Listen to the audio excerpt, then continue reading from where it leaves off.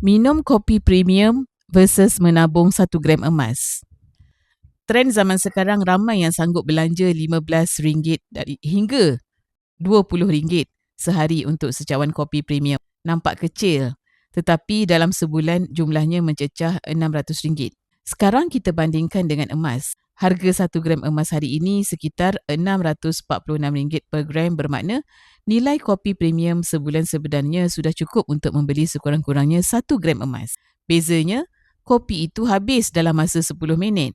Nilainya sifar selepas diminum. Tetapi 1 gram emas yang anda simpan akan terus ada.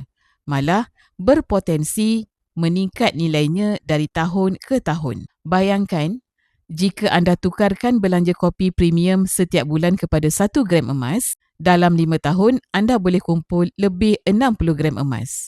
Itu bukan sahaja simpanan, tetapi aset sebenar yang boleh diwariskan atau dicairkan bila perlu. Persoalannya, adakah anda mahu biarkan duit anda hilang setiap hari untuk kepuasan sementara atau tukarkan ia kepada emas, aset yang kekal bernilai sepanjang zaman?